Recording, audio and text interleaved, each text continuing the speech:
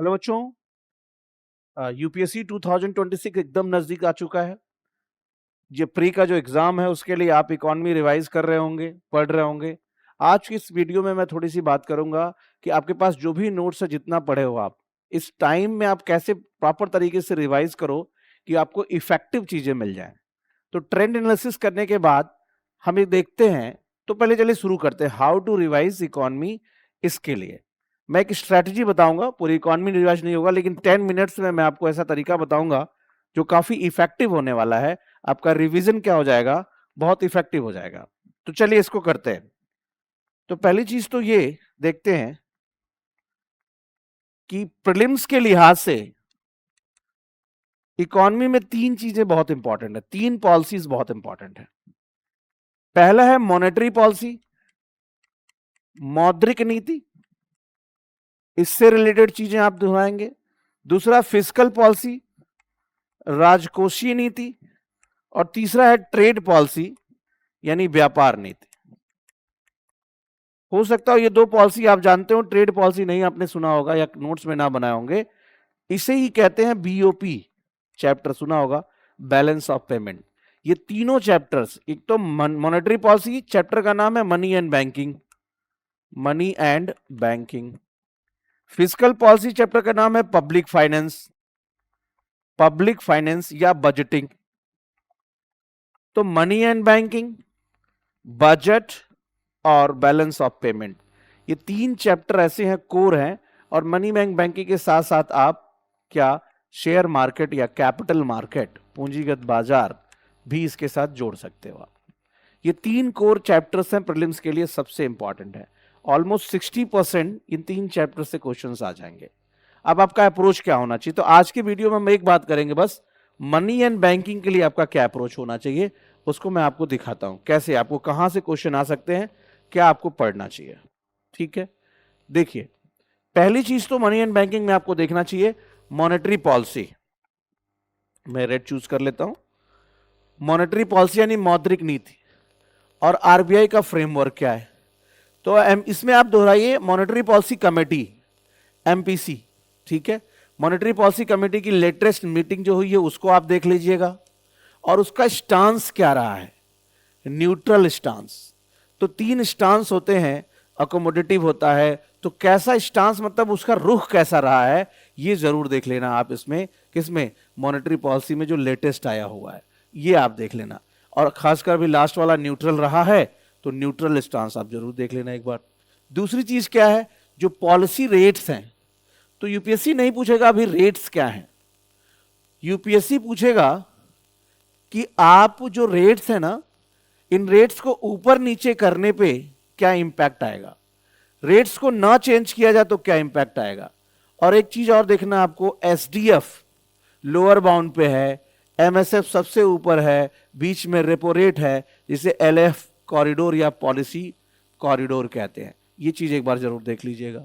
फिर quantitative credit control के जो टूल्स हैं, CRR, SLR, open market operation, market stabilization, ये भी बहुत इंपॉर्टेंट है। इसको कैसे किया जाता है, यानी बाजार स्थिरीकरण योजना को कैसे किया जाता है, ये बेसिक चीज आप देख लेना।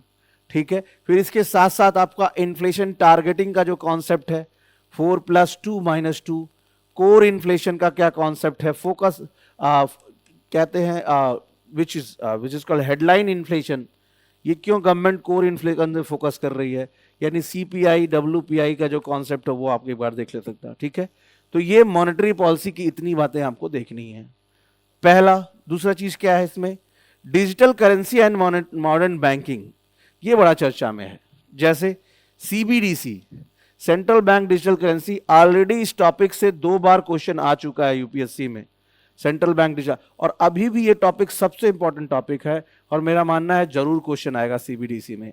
आपको क्या करना है, सेंट्रल बैंक डिजिटल करेंसी में 2-3 चीजें ध्यान में रखना है। क्या, सेंट्रल बैंक डिजिटल करेंसी में जो रिटेल पायलट प्रोजेक्ट और होलसेल पायलट प्रोजेक्ट जो शुरू किया जा रहा है वो कॉन्सेप्ट क्या है। दूसरा, सेंट्रल बैंक डिजिटल करेंसी को कॉल मनी मार्केट में उतारा जा रहा है इंटर बैंक लेंडिंग के लिए, वो क्या कॉन्सेप्ट, इसको समझेगा।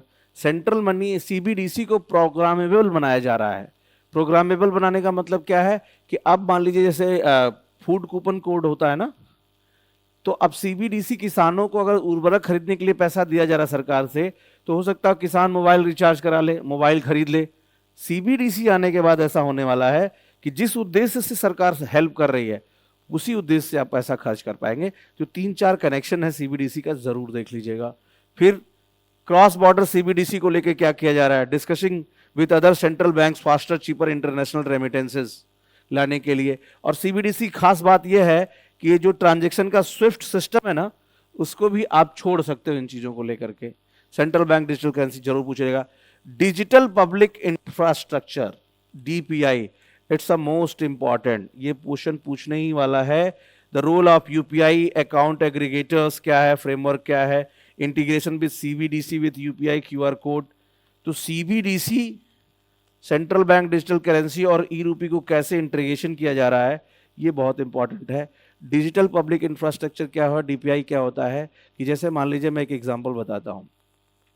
मान लीजिए मुझे कार लेना है एक, ठीक है, तो कार लेना है, तो कार लेने के लिए मुझे लोन के लिए अप्लाई करना है। तो लोन की अप्लाई करने के लिए मुझे अपना पूरा का पूरा पेमेंट डिटेल्स देना होगा जहां मैं काम कर रहा हूं। नंबर 2, मुझे आईटीआर भर के देना पड़ेगा, इनकम टैक्स का इनकम टैक्स रिटर्न। नंबर 3, मुझे प्रॉपर तरीके से अपने 1 साल के या 6 महीने की बैंक की डिटेल देनी पड़ेगी, तब मेरा लोन पास होगा। तो सब चीज़ पहले मैं अपना खोज करके सबमिट करता था, फिर कुछ दिन बाद लोन प्राप्त होता था। लेकिन अब डीपीआई आ जाने से क्या है, मैं केवल ओके कर दूंगा, मेरा बैंक ही सारे इंफॉर्मेशन एक जगह से इकट्ठा कर लेगा, इनकम टैक्स डिपार्टमेंट से इकट्ठा कर लेगा, मेरे डिपार्टमेंट से इकट्ठा कर लेगा, और लोन तुरंत पास हो जाएगा। इसे कहते हैं अकाउंट एग्रीगेटर्स, और ये है कमाल डिजिटल पब्लिक इंफ्रास्ट्रक्चर का। तो ये कैसे सीबीडीसी से लिंक हो रहा है, ये जरूर देखना है। और नियो बैंकिंग का कॉन्सेप्ट है fintech, regulatory sandbox and the latest RBI guideline और डिजिटल लेंडिंग। डिजिटल लेंडिंग को लेकर के सेफ इनोवेशन रिस्पॉन्सिबल ग्रोथ, ठीक है, डिजिटल लेंडिंग को लेकर के जिसे फिनटेक कहते हैं, क्या नॉर्म्स आए हैं आरबीआई के, ये बहुत इंपॉर्टेंट है। ये 3 चीजें 4 चीजें आपको जरूर देख लेना है। फिर और क्या देखना है आपको, और आपको देखना है भाई,